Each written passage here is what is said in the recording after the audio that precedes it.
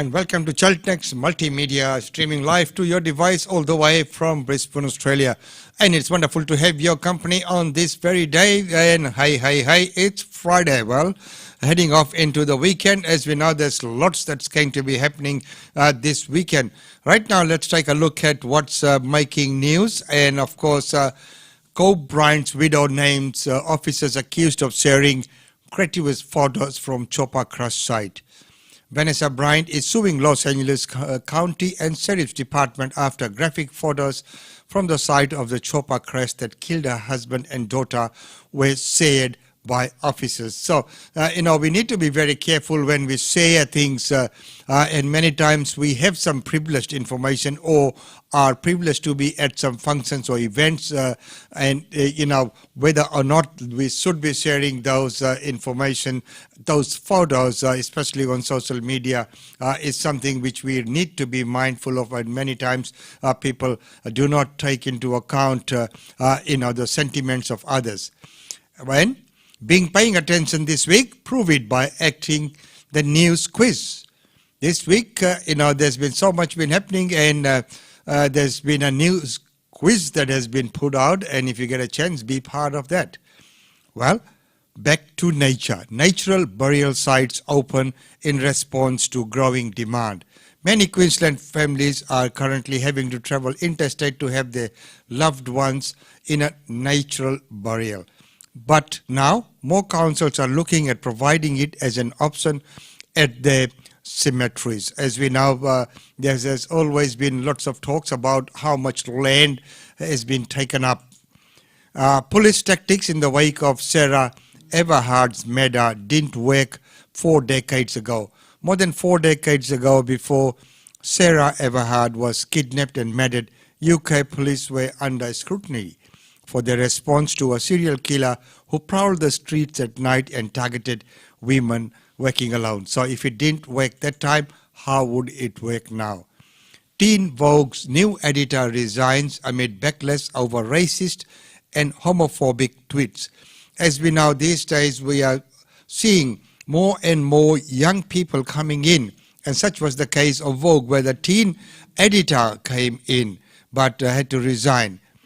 Alexi McCormick's appointment came under significant scrutiny when it was first announced earlier this month that due to a series of tweets she made in 2011 in which she seemingly mocked the appearance of Asian people. So there you go. Once again, saying what you say and being mindful of things and not being racist, and especially when you come into a position of power. And suspicious fire at local industrial estate sends plumes of thick smoke over the suburbs. A large fire in a shed full of rubber tires is continuing to burn this morning, sending plumes of smoke over Logan, which is south of Brisbane, with tires believed to have been deliberately lit just before midnight. There's some live coverage coming for that maybe later on as well. How creating a persona of helping Felix and other the Furies to become their true selves. Like the growing under the trees of fairies, Felix Hills empowered the confident when dressed in an avatar because no one can see them or judge them. Why? Deaths reported following COVID-19 vaccinations are no immediate cause for alarm. Well, it is true. As more and more people continue to be vaccinated around the world, more misinformation continues to spread about vaccine safety. And that is a growing concern as, people take to the social media. They have many followers and they start putting on false news and false alarms. So, that causes a lot of trouble in and around. And we have seen so much hatred coming out as well, and so much of this bad news that have been floated around because of social media, misinformation, always gathering space, and lots of people believing what comes out. An experts call for TGA-approved rapid COVID-19 tests to be used in Australia. Some medical experts say the use of rapid COVID-19 tests could help Australia recover from coronavirus faster than they are, and frustrated by the state and federal health authorities who say current use of lab-based tests are sufficient. So what do you think? Do you think the lab-based cases are sufficient, or the fast tests could be used? Now, the fast testing method is something that should have been implemented way ago, and that would have has seen that more people would have been traveling. But if they had been tested and cleared, then only they would get on the planes. And that would have saved a lot of problems that have come about, as we have noticed that a lot of cases have come in from overseas. And now, looking at the ASX set to slip, oil prices slide, Volkswagen soars 41 places. Well, Wall Street ended sharply on Thursday, hit by the rising interest rate on US government bonds and fresh worries about the coronavirus pandemic in Europe. And doctors say government should have come clean over the slow vaccine rollout. And our treasurer was being questioned this morning about, as when the rollout would be. He said he's leaving that up to the experts. All they do is pass on the bills and make sure that the approvals are given. But the rollout, again, is dependent upon quite a lot of factors that are beyond their control. Well, Australian Medical Education President Omar Khurshid says that the government should have been more clear with the public about how slow the start of vaccination rollout would be. And that is, again, one of the growing concerns. And Bureau of Meteorology forecast life-threatening flash flooding and windstorm across New South Wales. So the Bureau of Meteorology warns that life-threatening flash flooding and windstorms stretching along the 500 kilometres stretch of the coast from Coffs Harbour to Sydney's north. And Black Roses and the 40-year-old love for Jimmy and Jane Barnes. In the love that spans 4 decades is one of the form in which many Australians drew comfort during the isolation in 2020. Now, the bond between Jimmy Barnes and wife Jane is epitomized in a photograph as a part of the new exhibition in the National Portrait Gallery of Canberra. So that is good to see. And one farmer's 60-year-old mission to protect 3 nests of rare male fowls. Trevor Wyatt has been guarding the nest of one of Australia's most elusive birds since he was a boy. Yet, he's never been seen actually chick. He's hoping this will change this year. Well, this is some of the breaking news at this point in time. And right now, let's go and look at some of the other news that's making news. Well, first of all, let's hear from our Prime Minister. There are now more jobs in the Australian economy than there were before the pandemic. That is something that is truly remarkable and is a great credit to every Australian who hung in there, every Australian business who kept people in jobs, everyone who played a role in ensuring that we did everything we possibly could to see that Australia continues to come through this COVID-19 and pandemic and recession in the best way we possibly can. There is a light at the end of the tunnel. But months from here will continue to be challenging because we are still in the midst of a global pandemic and the greatest economic shock since the Great Depression. There are sectors, there are regions across the country who continue to do it tough. But these numbers are encouraging, and these numbers give Australians confidence about their economic future. Authorised by S. Morrison, Liberal Party, Canberra.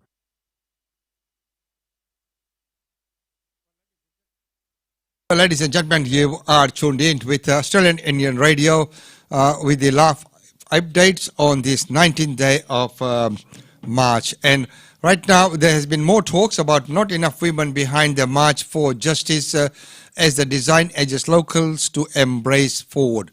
While there was no Women's March for Justice on the Gold Coast, a recently formed group of feminists hope that the city's empathy and activism will change as the government pushes further into the national discussion, and rightfully so as well. The gender wars have become yet another partisan battlefield. Despite hopes it might be otherwise, a new round of gender wars has become as rugged and nasty as their cousins. The culture and history wars, writes Metal Grattan. And Mark McGowan's Treasurer call for leave of senior ministers sidelined for now. The Western Australia Premier has two highly capable candidates for the vacant position of Treasurer, a role he decided to take himself instead, but he's left the door wide open for a change. Why would that be the case? That is something which we will keep an eye on and have a look. Right now to a good story where a freedom fighter who came to Brisbane and later on became a Brisbane business owner. Here's that good story. My name is Saba Abraham. I was a fighter, freedom fighter from my early age, 14 years old, because of the war at the time. In my very early age, when I finished grade 6, which is primary school, I have to join to the Eritrean Liberation Front. So I was desperately looking for peace. I came as a political refugee in 1992.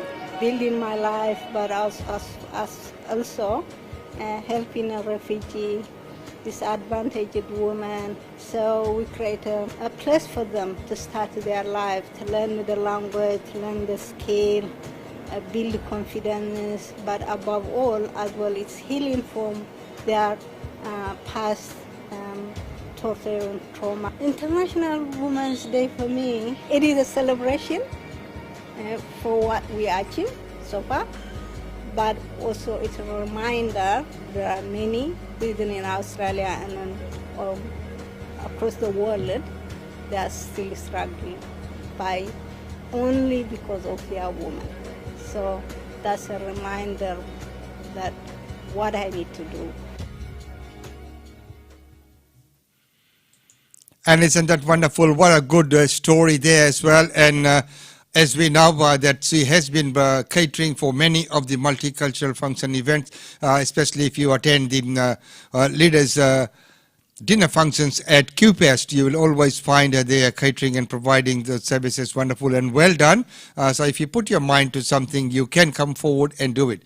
Now, France and Italy and Germany have announced plans to resume AstraZeneca coronavirus vaccination after Europe's drug regulator said vaccine was not linked to an overall increased risk of blood clots and that the benefits from the use outweighed the risk. So the key points were that blood clots have been reported in at least 37 people who received the vaccine, and which is AstraZeneca vaccine. But more than 45 million of the shots have been administered across Europe, 45 million. And at least 13 European countries stopped administering the shot pending the review. But it has now been said that, there is no problem and that it is the blood clots are not linked to the vaccine. So it is a wait and see, as we know in and around here as well. In the local circles, as I move around, I hear people saying, yep, I'm ready to take the jab, and others say, I'll wait and see. And still in the very early stages, some people are worried that there may be side effects that have not been identified yet. Well, right now for another win-win story. I've been a local here for 14 years, so I've seen a lot of people who've really done it hard over the last 12 months, and I think that if I can put my money and my vouchers back into that, then that's the least I can do. And I encourage everyone to do that too. So I applied for the Cairns dollars and I was one of the lucky recipients here in Port Douglas, and I wanted to do it because I think it's a great initiative to get businesses, particularly local tourism businesses, back on track. It also increases consumer confidence and I get to go out in the reef. So winning. Pack your bags, get on a plane, come up and have a holiday. Look at it, it's paradise today, it's perfect. And if you like it, stay because we've got plenty of jobs too.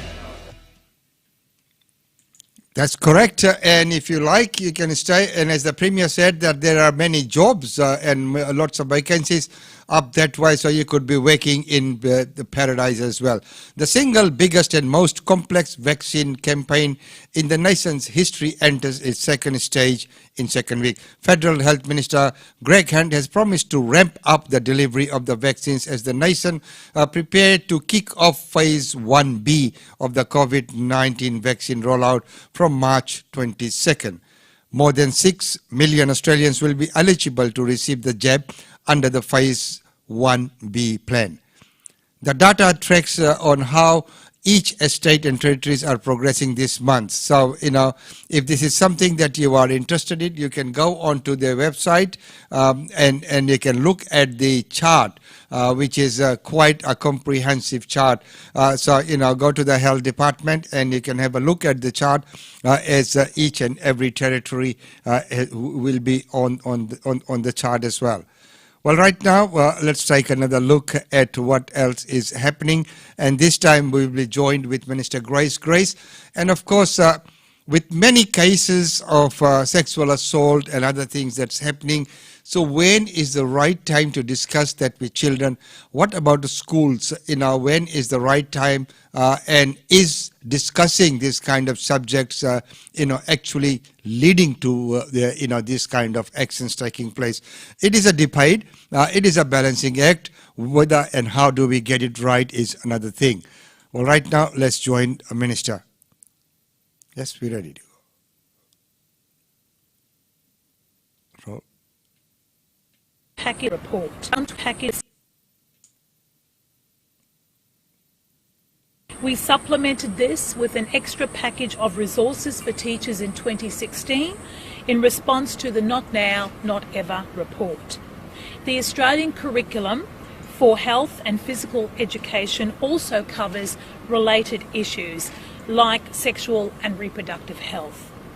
Over the weekend, having had these issues brought to light, I worked on this on the weekend. I spoke with the Director General and others in relation to this matter.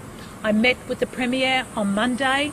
I met several principals of large schools here in Queensland, both government and non-government schools, and consequently I have asked the Director General of the Department of Education to work across the sector to explore whether the issues are adequately covered, including consent and reporting in education at schools.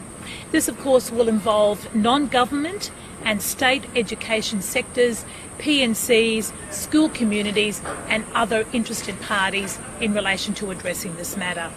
The specifics are, we'll be examining respectful relationships education to see if it needs updating and is it adequate. Examining the Australian curriculum, health and physical education curriculum, to ensure that it is also up to date and adequately addressing the issues that are being raised online and obviously in other sectors. Seeking the views of young people, my Ministerial Advisory Council will meet in May and they've got an integral role. What I want to ask them is the education that they are getting in schools on respectful relationships hitting the mark?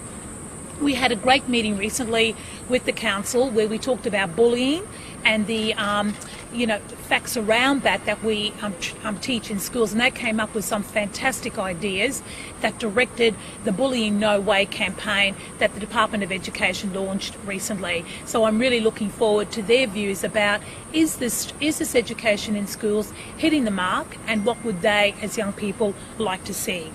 And the work starts today. At my request, this issue was placed on the agenda of today's Government Sexual Violence Prevention Roundtable, where a senior member of the Department of Education is represented on that committee.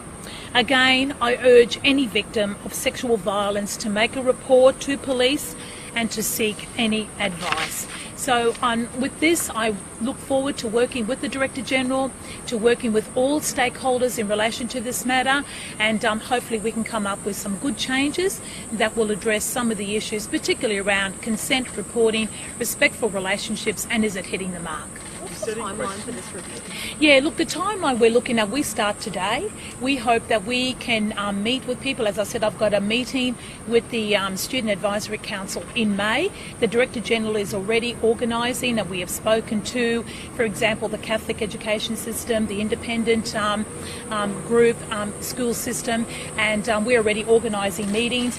Hopefully we can get somewhere by the mid-year, then we can refine where we want to go, and from there we'll implement as soon as possible. You said in Parliament sexual consent is currently taught as part of a compulsory Year 11 subject, but we know from recent petitions students are being sexually assaulted in younger years. Will you commit to doing this education younger? Yes, Pat, that's a great question. It is addressed throughout, but I think in particular it's addressed in Year 11. Obviously, this is all part of saying, is that adequate? Do we need to start early? And if we start early, what does that look like? And how do we address it in the early stages? A great question. Is that up to teachers, though, or do parents need to be doing more as well? Oh, look, I think society needs to do more as well. I think parents, carers, us in Parliament, the media, I think all of us need to do a lot more in this space to make sure that as a society we don't do anything that perpetrates this kind of behaviour. One of the girls who started the petition, Chantel, has said she wants to work with the government on the review of this. Are you going to work with her on it? Yes, I am. I've actually received a call and a number to give her a call, and I intend to do that. I think she was very moved by the fact of the statement that I made in the House. She's made contact. I will make contact with her, and I look forward to working with her. And, you know, it is all about saying, is there enough that we are doing? How do we interrelate with the community and with society at large? Of course, the schools have a role to play, and how best do we meet that role? What was your reaction? Of course, as the Minister said, and it is work in progress, and there's many community organizations who have raised concerns as well, and it has been raised at many of the community meetings and gatherings and at many of the forums. Well, right now, on a similar line, this next segment I'm bringing with the courtesy of Channel 7 is a very powerful speech from a school student. Now to a story we've been following closely this morning. The captain of a prestigious Brisbane private boys' school has delivered really powerful speech in response to sexual assault allegations made against fellow students. If a woman wants to say no, and she says no, we have to listen, understand and accept this. Stop being boys, be human. Brisbane Boys College was named on a website containing testimonies from young women alleging sexual harassment. And Mason Black joins us now from Brisbane. Mason, morning to you. An incredible speech. I think you've moved all of Australia today. How was it received by your mates? Oh, it was so powerful. Just the powerful social media and everyone sharing this message that needs to get out there was just amazing. Like, I honestly, it's not about me, it's about all the girls that have spoken up. And I'm just so glad that I can be a voice for those that are having trouble sharing up and just for the whole issue in general. Yeah, there are lots of powerful moments in that speech. One of them, when you talked about your mum being assaulted. Yeah, definitely, yeah. It's the issue is far closer to home than most people think, and it's not only family, but it's friends. There's been so many friends that have opened up to me, and it's heartbreaking. It really is. Tell me how your mum brought the subject up with you, because I think, as you say, you and your mum are inspiring, I reckon, lots of Aussie families today to do the same thing. So how it came about with mum was I found out. I actually found out one night at prep, which is homework time in the boarding house, and I was just Googling mum's name, and she wrote a book that talked about her early life and early days with me called Motherhood. And I found this chapter, which is all about her story, and on Mother's Day I printed that out and gave it to her. Oh, gosh, okay. It's so hard, isn't it? Because that's what I think your generation is going to be the one that drives the change. It was my son who posted Chantel Qantas's petition and rang me and said, "Mum, have a look at this." And we had a conversation in our family. Have you had any pushback from other kids or just support? only just support. The support's been amazing. Not a single man has come up to me and gone against what I've said, and it's so powerful and it's so inspirational. Yeah. Mason, where do you think the change needs to begin? Does it start at school? Does it start amongst all of us blokes just calling out friends or mates who are being too cavalier with this or just ignoring the issue whatsoever? Does it start with us? So I'm so blessed to go to BBC because of all the programs that we have that frequently talk about consent, but I think the issue actually starts from all those small insignificant conversations that, you know, boys overlook sometimes and we take for granted, and there needs to be a change, and it needs to come from each and every one of us committing and just really standing up for what's right. Yeah, I think you're exactly right, because then that builds, and we've got one woman dying every week, you know, being killed in this country. So, look, thank you so much. It was powerful, and it's a privilege for us to have you on this morning. We really appreciate your time. Congratulations. Yeah. Thank you very much. And well done, and such an amazing kid, you know, and that's what needs to happen. We need to get more people out in the news, as the reporters asked him, as how does this happen, and how do you get the news out to the people? And that is what White Ribbon is about as well, is man to man talking as was reported that one female dies every week in Australia due to domestic violence. It is a big issue, and it is sometimes, many times, you know, in many communities swept under the carpet, but I think it's about time it comes up to the surface and speaking out, and in the manner that he did. And these are the people who are going to bring about change and moving forward. So we need to give them an opportunity, and we need to you know, encourage them and create an environment where they feel free to come forward and raise their views and concerns. Views which might not in times gel in with the you know, other generation, because you know, this is the way we have been doing things, as opposed to why can't we do it this way? You know, embrace that young thinking. Of course, they always need guidance and the wisdom from the generations before them, but they need to be given a chance, and the new thinking needs to be embraced as well. And I think the new thinking these days is more, I'd say, inclusive rather than being exclusive. Kids these days grow up in a multicultural community, in a society. They're seeing more people of different backgrounds in the schools, and they think nothing about it, because you know, they're all a part and parcel of their groups, as opposed to you know, quite a few years back when you know, some communities were in very small numbers, and you know, multicultural communities were not that common in schools, workplaces, and everywhere. So what I'm saying is this: the thought change is going to come from these youngsters, and we need to give them the encouragement and of course the support that they need to get out and say what they have to say.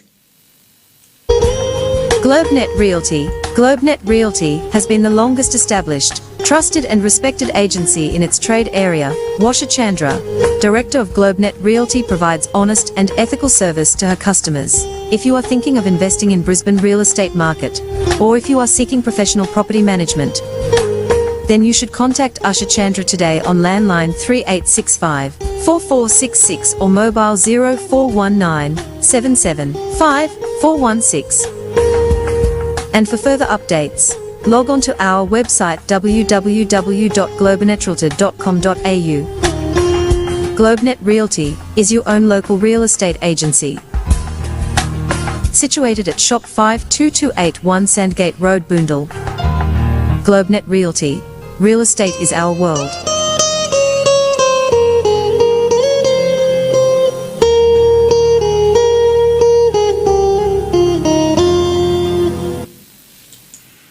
And real estate is the world, and of course we're going to be starting a series soon, and the series would be on getting ahead in life and doing some things that make a change, that can change people's life, touch people's life, and bring about some positive change. Here's a taste of some of the things that could be happening.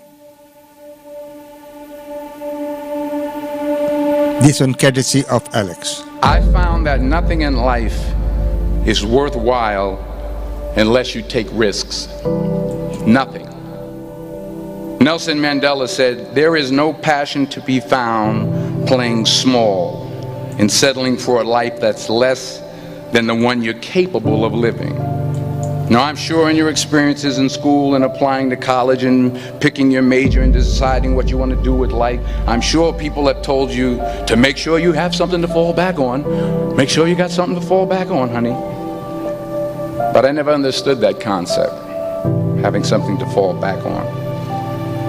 If I'm going to fall, I don't want to fall back on anything. I want to fall forward.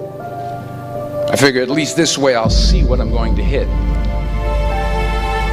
Without consistency, you'll never finish. So do what you feel passionate about. Take chances. Don't be afraid to fail. There's an old IQ test, was 9 dots. And you had to draw 5 lines with a pencil within these 9 dots without lifting the pencil. The only way to do it was to go outside the box. Don't be afraid to think outside the box. Don't be afraid to fail big, to dream big. But remember, dreams without goals are just dreams. And very powerful message there. So what do you think, something like that?